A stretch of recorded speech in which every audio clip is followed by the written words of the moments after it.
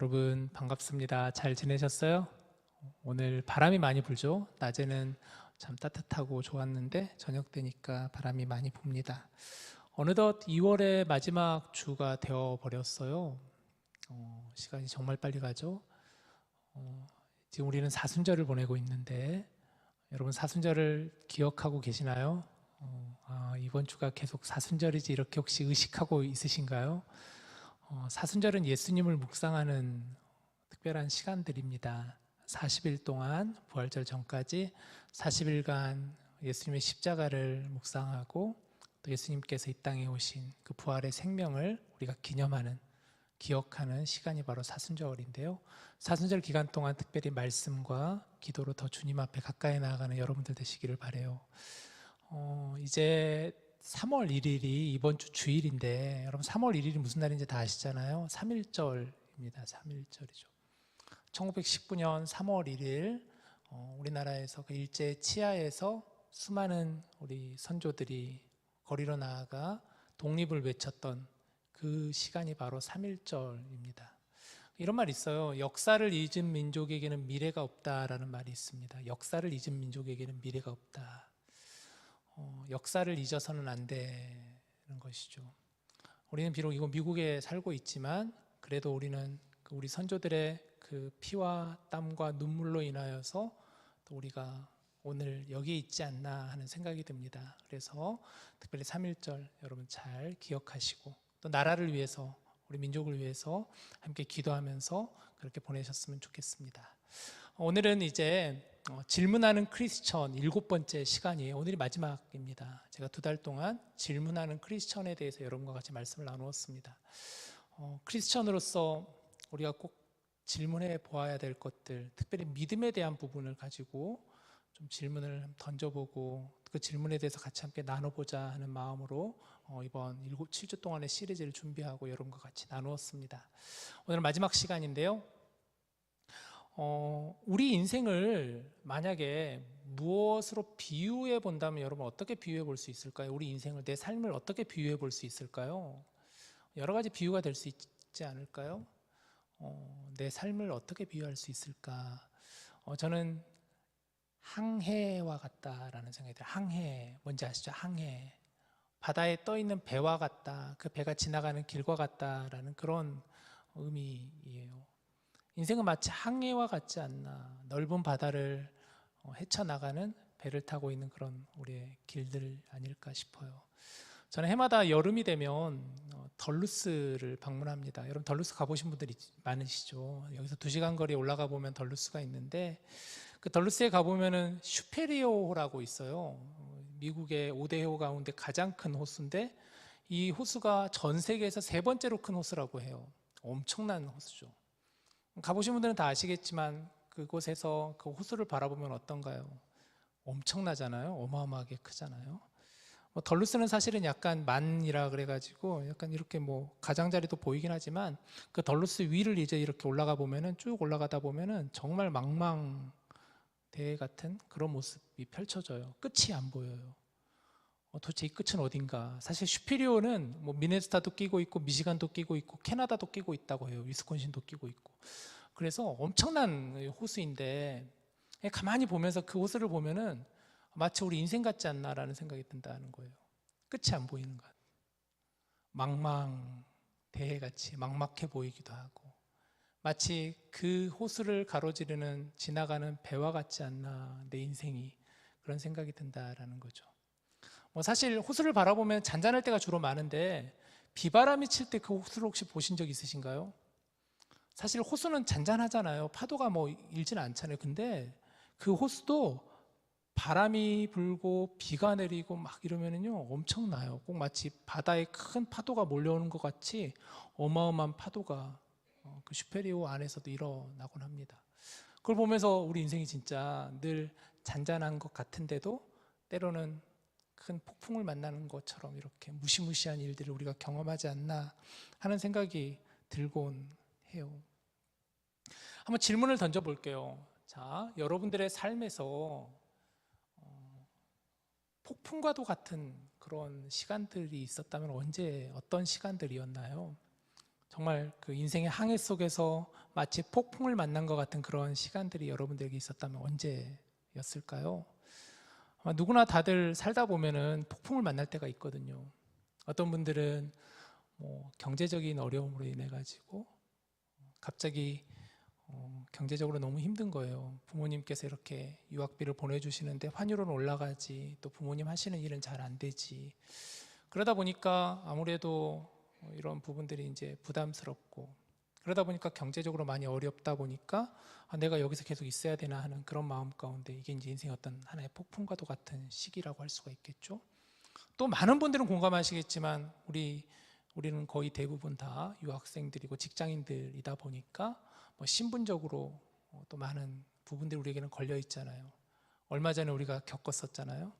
아이스가 와가지고 뭐 그런 일들도 있었고, 또 비자가 잘 진행이 안 되고 너무 더뎌 보이고 막막해 보이고, 이런 것도 하나의 큰 폭풍 우리 경험하고 있다라고 할 수가 있겠죠. 또 뭐가 있을까요? 뭐 지인이나 특별히 내 가족의 건강으로 인해 가지고 이런 일이 일어날 수가 있지 않을까요? 건강했던 가족 중에 누군가가 갑자기 큰 병을 앓게 돼 가지고 병원에서 입원하시고 수술을 받으시고, 그런 상황 가운데 내 삶을 보면은 이게 정말 나에게는 큰 폭풍 같다라는 생각이 들 때가 있죠. 자, 그러면 이렇게 우리의 삶 가운데 폭풍이 몰아치고 있다라고 생각이 들 때 가장 힘든 것은 뭘까? 물론 폭풍 그 자체도 너무 힘들지만 또 하나 힘든 것은 바로 그 폭풍 속에서 과연 나에게는 무슨 힘이 있나? 또 내 옆에는 과연 누가 있나? 믿음적으로 신앙적으로 생각해 보면 우리는 신앙인들이니까 폭풍 속에서 과연 정말 하나님은 나와 함께 계시는 건가? 하나님 나를 지켜주시는 거 맞나요? 이런 질문이 들 수 있다는 거죠. 이런 질문이 어쩌면 폭풍 못지않게 나를 더 힘들게 하고 내 삶을 굉장히 무너뜨리는 그런 모습이 아닐까 싶습니다. 오늘 본문의 제자들 역시도 보니까 바로 이런 상황 앞에 서 있는 것을 보게 되는데요. 35절, 36절을 보세요. 그날 저물 때 제자들에게 이르시되 우리가 저편으로 건너가자 하시니 그들이 무리를 떠나 예수를 배에 계신 그대로 모시고 가매 다른 배들도 함께 하더니 라고 오늘 본문을 시작을 합니다. 먼저 35절을 잠깐 다시 한번 보여주시면 그날 저물 때라고 그랬어요. 그날 저물 때. 어떤 날이었냐면 마가복음 4장 그 앞부분을 보면 예수님께서 온종일 말씀을 전하시는 그런 상황이었어요. 우리가 잘 아는 씨 뿌리는 비유 여러분 아시죠?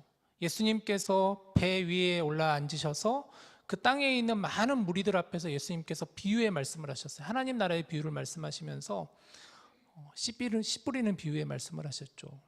그 말씀에 씨가 뿌려졌을 때 어떤 땅은 길가 같은 땅도 있고 가시밭길 같은 땅도 있고 또 뭐 좋은 땅도 있고 뭐 이런 땅들이 다 있는데 과연 우리는 어떤 마음밭으로 그 말씀을 받느냐, 이런 비유의 말씀을 하시기도 하시고 겨자씨 비유의 말씀을 하시기도 했어요. 많은 무리들 앞에서 온종일 예수님은 아마 온 힘을 다해서 말씀을 전하셨을 거예요.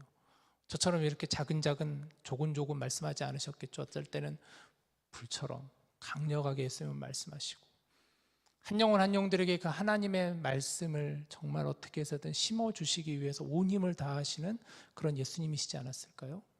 하루 종일 그렇게 말씀을 전하시는 상황 가운데 이제 날이 저문 거예요. 그러니까 예수님께서 날이 저물자 제자들과 함께 이제 우리가 저편으로 가자라고 말씀하셨던 상황이에요.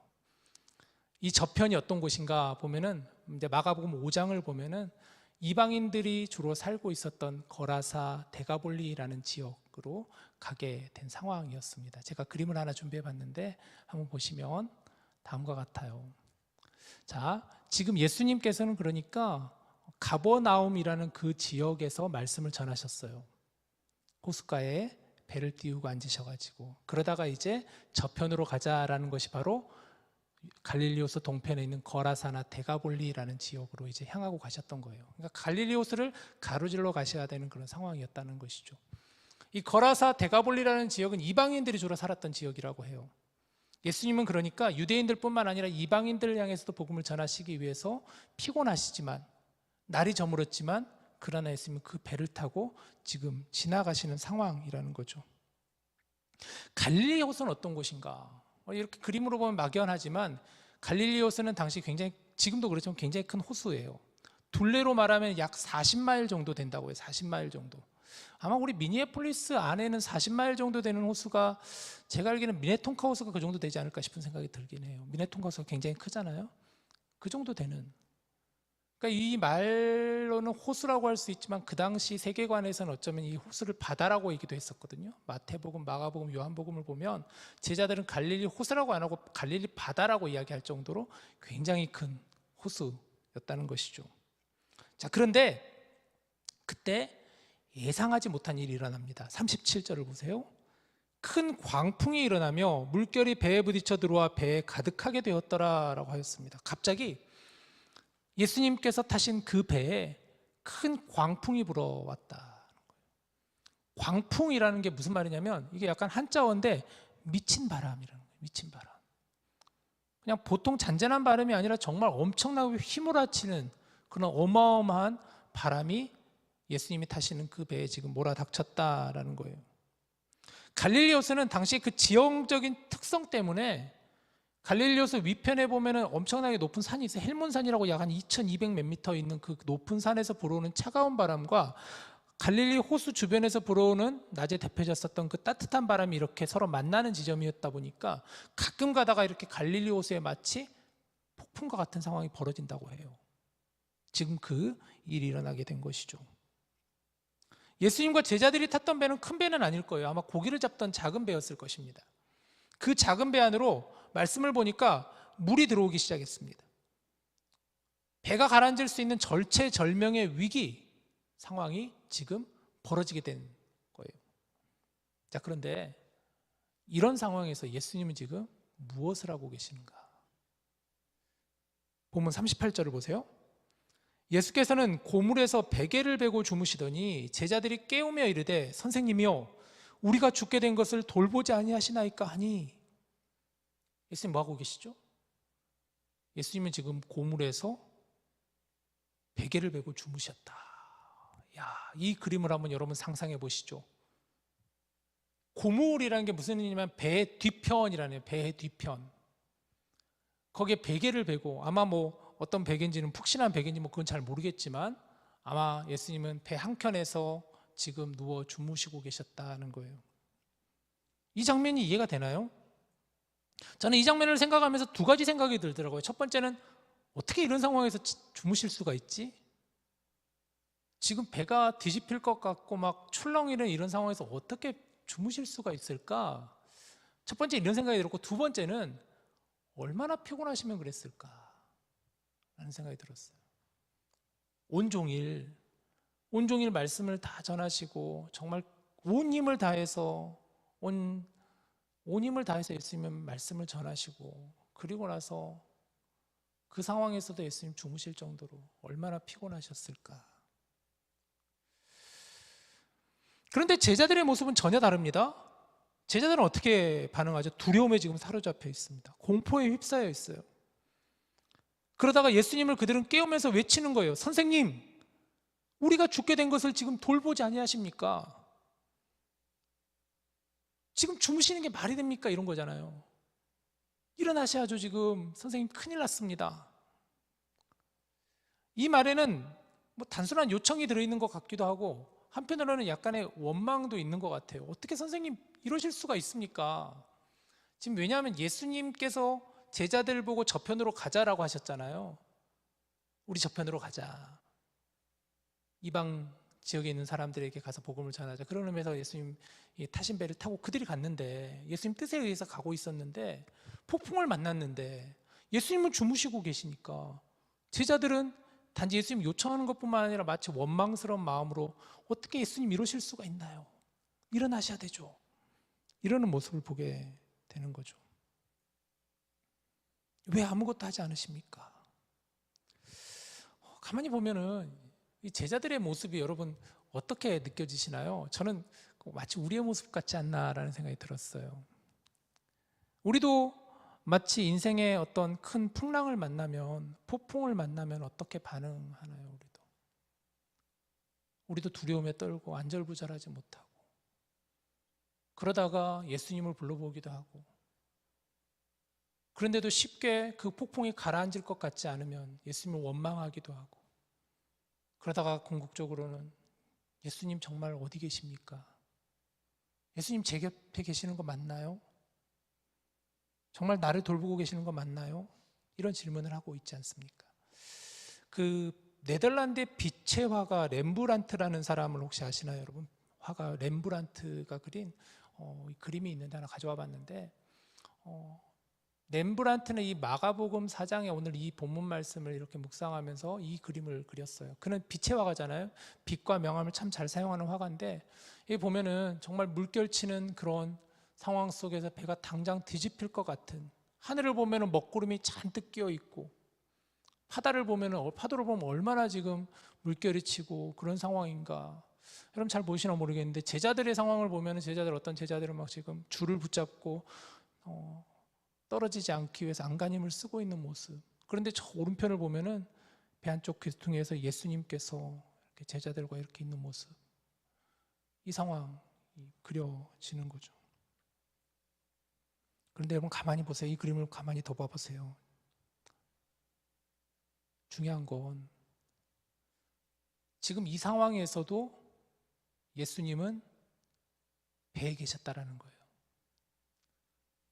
지금 이 상황에서도 예수님은 제자들과 함께 계셨다는 거예요.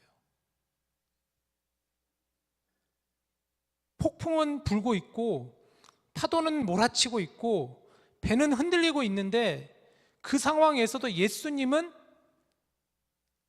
배 안에 계셨다는 거예요. 예수님은 제자들과 함께 계셨다는 거예요. 문제는 예수님이 안 계신 것이 아니라 예수님과 함께 있었던 제자들이었지만 믿음이 흔들리고 있었다는 것이겠죠. 본문 39절을 보세요. 예수께서 깨어 바람을 꾸짖으시며 바다더러 이르시되 잠잠하라 고요하라 하시니 바람이 그치고 아주 잔잔하여지더라. 자, 제자들이 예수님을 흔들어 깨우고 예수님을 부르짖어 깨우니까 예수님께서 일어나셨습니다. 그리고 예수님은 놀라운 말씀을 하세요. 무슨 말씀을 하십니까? 두 마디를 하시잖아요. 잠잠하라 고요하라. 예수님은 바람을 향해 바다를 향해 예수님께서는 잠잠하라 고요하라. 말씀을 보니까 예수님 바람을 꾸짖으시고 바다를 향해서 이렇게 말씀하셨다라는 거예요. 저 이 말씀을 설교 주면서 가만히 묵상하는데 예수님이 잠잠하라 고요하라 하시는 이 말씀이 저에게 주시는 말씀으로 들려졌어요. 잠잠하라 너 고요해야라. 출애굽기 14장 말씀이 떠올랐는데요. 출애굽기 14장 13절 말씀을 같이 한번 읽어봅시다. 자, 시작. 모세가 백성에게 이르되 너희는 두려워하지 말고 가만히 서서 여호와께서 오늘 너희를 위하여 행하시는 구원을 보라라는 말씀입니다. 이 말씀이 떠오르더라고요. 이 말씀의 배경은 지금 이스라엘 백성들이 애굽을 탈출해서 출애굽을 하는 상황이에요. 그런데 이스라엘 백성들이 애굽을 탈출하는 상황 가운데 지금 그들의 앞에는 홍해 바다가 놓여 있는 상황입니다. 엄청난 홍해 바다가 지금 그들 앞에 있습니다. 뒤에는 애굽의 군대가 지금 쫓아오고 있는 상황이에요. 바로가 지금 성이 잔뜩 나가지고 군대를 이끌고 이스라엘 백성들을 몰살시키기 위해서 지금 쫓아오고 있는 절체절명의 상황이에요. 이스라엘 백성들은 당황하고 두려워하고 원망하였습니다. 우리가 그냥 애굽에 있을 걸. 괜히 나와가지고 우리가 뭐하라고 이렇게 사서 고생을 하나 원망하면서 그들은 여러 가지로 투정하고 있는데 그런 상황 가운데 모세가 외치는 말이에요. 너희는 두려워하지 말고 가만히 서서 여호와께서 오늘 너희를 위하여 행하시는 구원을 보라. 자, 가만히 서서 이 말씀의 의미가 뭘까? 두 가지로 좀 정리해 볼 수 있을 것 같은데 첫 번째는 가만히 서서라는 것은 지금 이 뒤에 있는 말씀을 보니까 가만히 서서 하나님을 믿고 의지하라라는 말이겠죠. 하나님을 믿고 의지하라. 하나님께 의지하고 맡기라. 지금 우리가 할 수 있는 것 없지 않느냐. 뭘 하겠어요? 이스라엘 백성이 지금 애굽을 탈출하면서 그들이 들고 있는 게 뭐가 있겠습니까? 근데 홍해 바다가 앞을 가라고 있는데 그들이 할 수 있는 건 아무것도 없잖아요. 너희 힘으로 해결하지 말고 가만히 서서 하나님을 의지할 수밖에 없지 않느냐. 하나님께 맡길 수밖에 없지 않느냐. 두 번째는 끝까지 인내하고 기다리라라는 말씀이죠. 끝까지 기다리라. 가만히 서서. stand firm이라고 영어로 되어 있잖아요. 굳게 그 자리에 서서라는 의미잖아요. 믿음이라는 것은 기다림이잖아요. 물론 가만히 있으라고 해서 아무것도 하지 말라는 것이 아니라 묵묵히 참고 기다리며 하나님의 구원의 손길을 바라보라라는 그런 의미의 말씀이죠. 이 말씀이 저는 떠오르더라고요. 묵상이 되더라고요. 가만히 서서.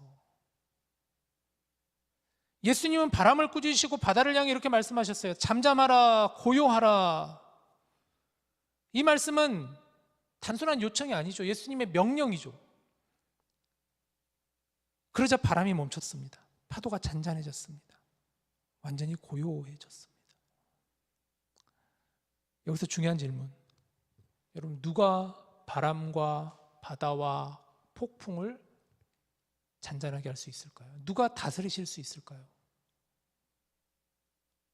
오직 하나님밖에 없죠. 오직 하나님의 능력이죠. 이 장면은 우리에게 이것을 보여주는 거예요. 단순히 기적을 보여주는 그런 장면이 아니라 예수님이 누구신지를 보여주는 장면이라고 할 수가 있겠죠. 폭풍이 잠잠해지는 예수님은 제자들에게 이렇게 질문하세요. 40절 41절을 보시면 이에 제자들에게 이르시되 어찌하여 이렇게 무서워하느냐 너희가 어찌 믿음이 없느냐 하시며 41절 그들이 심히 두려워하여 서로 말하되 그가 누구이기에 바람과 바다도 순종하는가 하였더라. 제자들은 그가 누구이기에 도대체 그가 누구이길래 도대체 저분이 어떤 분이시길래 바람과 바다가 순종하는가. 그런데 40절 말씀을 다시 한번 보여주시면 예수님이 중요한 질문을 하세요. 이렇게 말씀하십니다. 어찌하여 이렇게 무서워하느냐. 여러분 이 질문 이해가 돼요. 그죠? 지금 제자들 두려워하고 지금 무서워하고 떨고 있잖아요. 그러니까 예수님께서 어떻게 이렇게 너희들 두려워하느냐 무서워하느냐. 그런데 두 번째 질문이 사실 더 중요한 질문이죠. 너희가 어찌 믿음이 없느냐. 너희가 어찌 믿음이 없느냐. 예수님은 제자들의 믿음을 지금 말씀하고 계세요. 제자들은 예수님이 함께 계시는데 예수님이 그들 곁에 계시는데 지금 그 예수님이 함께 계신다는 사실을 그들은 생각지도 않았고 믿지도 않았던 것이죠. 이 장면을 다시 생각해 보면 예수님 어디 계신가요? 그들 멀리 계시나요? 아니에요. 예수님은 같은 배에 타고 계셨어요. 같은 폭풍 속에 계셨어요. 그런데도 제자들은 말해요. 우리가 죽게 되었습니다. 왜 그들이 그렇게 말할 수밖에 없었을까? 그들의 눈은 지금 예수님이 아니라 폭풍을 보고 있었기 때문이겠죠. 그들 옆에 있는 예수님이 있는데도 불구하고 예수님을 보지 않고 그들은 지금 폭풍을 보고 있었기 때문이겠죠. 그들의 믿음은 지금 예수님이 아니라 지금 펼쳐지고 있는 그 상황에만 반응하고 있는 것이겠죠. 여러분 믿음이 뭘까요? 그런 의미에서 예수님이 오늘 말씀하신 이 질문의 의미가 뭘까? 믿음이 무엇일까요 도대체? 한 문장으로 정리하면 믿음은 저는 신뢰와 의존이라고 생각해요. 신뢰와 의존이다. 믿음은 신뢰 그리고 의존하는 것이다. 믿음은 폭풍 속에서도 예수님이 함께 계신다는 사실을 신뢰하는 거예요. 신뢰가 뭔지 아시죠? 신뢰하는 것이다. 믿음은 폭풍 속에서도 예수님을 간절히 붙드는 의존을 말하는 것이다. 예수님을 신뢰하고 예수님께 의존하는 것이 바로 믿음이다. 예수님은 폭풍 밖에 계시지 않고 폭풍 가운데 제자들과 함께 계셨다는 거예요. 여러분 여러분 진짜 폭풍을 경험해 보신 적 있으신가요? 안타깝게도 우리 인생에는 반드시 폭풍이 찾아옵니다. 반드시 찾아오는 게 인생에 있어서 폭풍이에요. 저도 제 삶에서 폭풍 속을 경험해 본 적이 몇 번 있었죠. 가장 큰 폭풍은 아마 아까 여러분에게 질문했던 것 중에서 저는 가족의 건강이 가장 큰 저에게 있어서는 폭풍이 아니었나 싶어요. 물론 여러 가지 잔잔한 폭풍도 많았죠. 뭐 경제적인 부분도 많았고 늘 이렇게 간당간당한 적도 많았고 또 신분이나 여러 가지 문제로 인해 가지고 저도 미국 와가지고 이게 참 고생한 적도 있었고 또 뭐 육체적으로도 힘든 적도 많이 있었고 관계적으로도 좀 힘든 적도 많이 있었고 그런 것도 잔잔한 폭풍이었는데 저에게 있어서는 가장 큰 폭풍은 제 가족의 건강이었던 것 같아요. 아마 많은 분들이 이제 기도해 주시고 아시는 것처럼 제 가족 중에는 저희 누나가 큰 아픈 병을 이렇게 앓고 있어가지고 수술을 2번 받았거든요. 암 수술을 2번을 받았는데 5년 경과되고 나서 또 암이 또 찾아와가지고 또 이렇게 발병해가지고 또 수술을 받은 그런 일이 있었어요. 아마 저는 생각해보면 이게 내 인생에 있어서 가장 큰 폭풍이 아닌가 싶어요. 그럴 때는 정말 막막하더라고요. 뭐 잔잔한 폭풍 정도는 그냥 어느 정도 이렇게 버틸 수 있었던 것 같은데 그런 폭풍이 찾아오니까 정말 막막해요. 앞이 보이지 않아요. 앞이 시커매져요. 그러면서 정말 이런저런 생각 많이 들었어요. 하나님 원망하기도 많이 했었고 나 이럴 거면 기도 안 할 거예요. 막 이렇게 하나님께 떼를 쓰기도 했었고요. 그러다가 다시 기도의 자리로 나갈 수밖에 없더라고요. 왜냐하면 내가 할 수 있는 건 아무것도 없으니까. 내가 할 수 있는 건 아무것도 없으니까.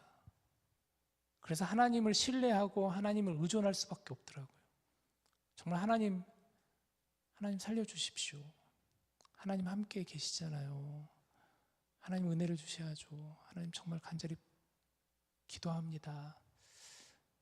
하나님을 신뢰할 수밖에 없었고 그 하나님을 의존할 수밖에 없었어요. 이제 추후에 더 깊이 깨달았던 것은 오늘 이 말씀처럼 폭풍 속에도 하나님은 여전히 내 옆에 계셨다라는 거예요. 하나님 내 옆에 계셨구나. 하나님 내 옆에 계셨구나. 뭐 결과가 어떻게 벌어지든 간에 하나님 내 옆에 계셨구나 라는 거예요.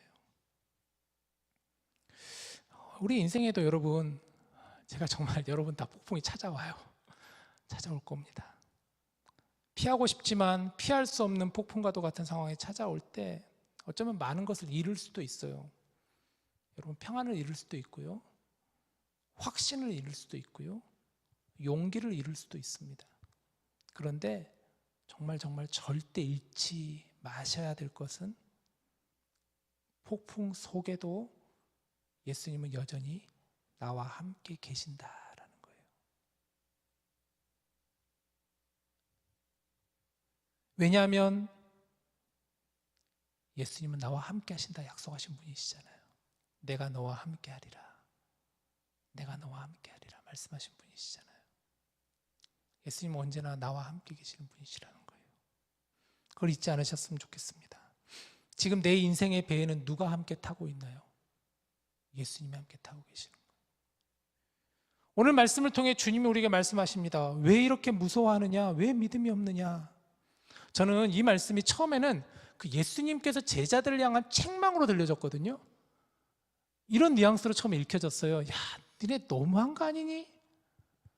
내가 너희들에게 어떤 사람인데 너희들 이렇게 믿음이 없어서 쓰겠느냐? 아이고, 이렇게 뉘앙스로 처음에는 읽혀졌는데 계속해서 이 말씀을 보고 생각해보고 묵상해보면 이게 예수님의 책망이 아니라 오히려 예수님의 따뜻한 말씀으로 들려졌어요. 왜 이렇게 두려워하느냐? 잠잠하라, 고요하라. 내가 너와 함께 하겠다. 내가 너와 함께 있지 않느냐?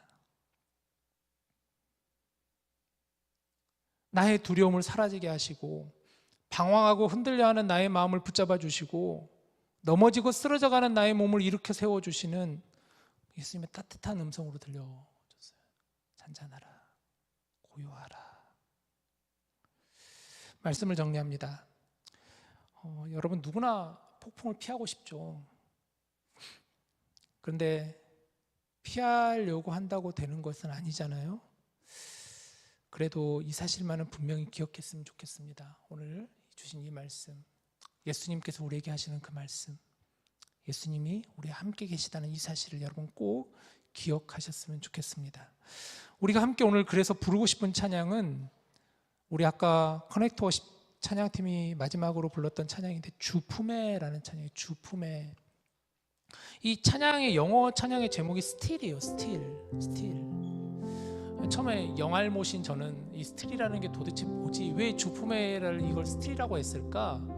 스틸이라는 게 여전이라는 뜻이잖아요. 저는 그렇게만 생각을 했는데 이 스틸이라는 단어가 그런 뜻만 있는 게 아니라 잠잠하게라는 의미를 가지고 있어요. 잠잠해. 형용사로 쓸 때는 잠잠하게, 고요하게라는 의미를 가지고 있어요.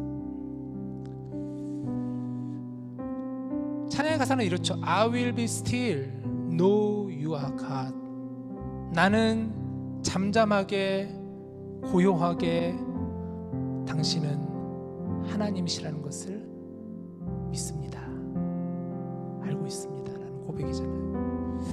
정말 주님의 품 안에 거하며 그 주님의 능력의 팔로 나를 안아주셔서 하는 그런 고백이 저와 여러분의 고백이 되기를 원합니다. 우리 같이 함께 시간 찬양하며 잠잠하게 고요하게 주님 품 안에 나아가는 우리 모두가 되기를 바라요.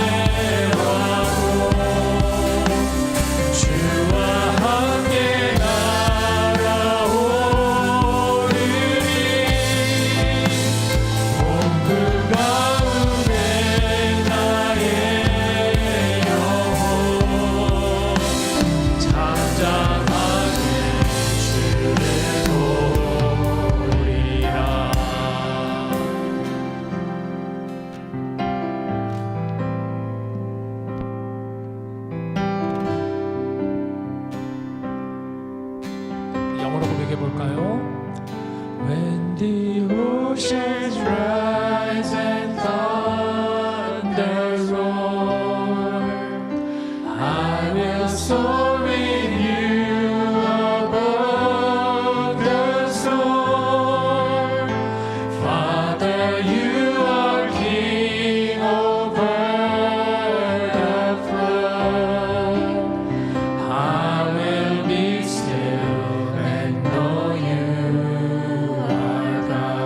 when the ocean rise and thunders roar, I will soar in you above the storm.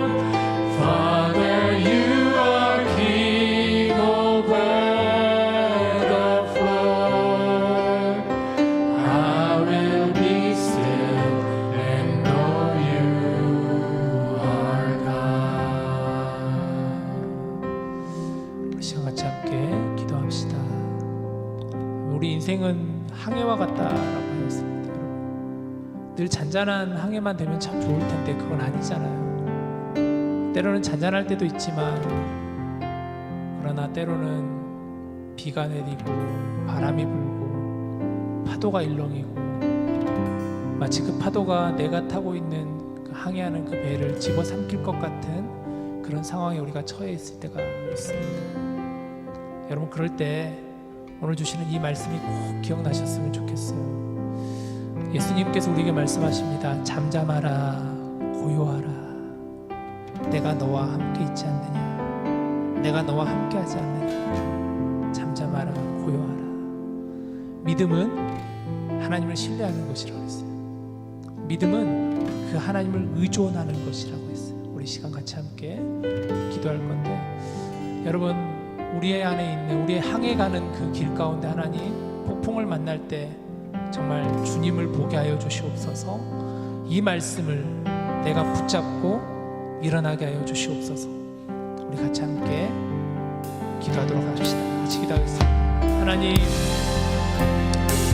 우리가 때로는 질문 가운데 폭풍 속에도 하나님은 어디 계십니까? 하나님은 정말 계시는 게 맞습니까? 하나님 정말 나와 함께 계시는 게 맞으신가요? 이렇게 물어볼 때마다 그래서 좌절하고 넘어지고 낙심하고 실망하고 원망하고 쓰러질 것 같은 그럴 때마다 하나님 오늘 주시는 이 말씀을 통하여 우리가 다시 일어나게 하여 주시고 붙잡게 하여 주시옵소서. 폭풍 속에도 우리 주님은 함께 계시다는 사실, 내가 타고 있는 그 배 위에도 우리 주님 함께 계신다는 사실을 신뢰하며 그 주님께 의존하며 나아가는 저희들 되게 하여 주시옵소서. 어떠한 폭풍이 몰려오더라도 잠잠하라, 고요하라 말씀하시는 그 하나님 앞에 엎드리는 저희들 되게 하여 주시옵소서. 폭풍을 향하여 우리 주님 외치십니다. 잠잠할지어다, 고요할지어다. 두려워 떠는 나에게 주님 말씀하십니다. 잠잠하여라, 고요하여라. 하나님이 말씀 가운데 거할 수 있는 우리 모두가 다 되게 하여 주시옵소서. 내 주님, 여전히 주님은 나와 함께 계셨습니다. 여전히 주님은 나와 함께 거하셨습니다. 여전히 주님은 내 곁에 계셨습니다. 주님, 내가 그 주님과 함께 동행하며 나아갑니다. 하나님 나와 함께 하여 주시옵소서. 내 삶을 인도하여 주시는 줄로 믿습니다. 주님 내 안에 거하여 주시옵소서. 내가 주님 앞에 거하게 하여 주시옵소서. 어떤 폭풍이 몰려오더라도, 내 인생에 어떤 시험이 오더라도, 유혹이 오더라도 이 말씀 붙잡고 일어나가는 우리 모두가 되게 하여 주시옵소서. 성령 하나님 임하여 주시옵소서. 성령 하나님 임재하여 주시옵소서.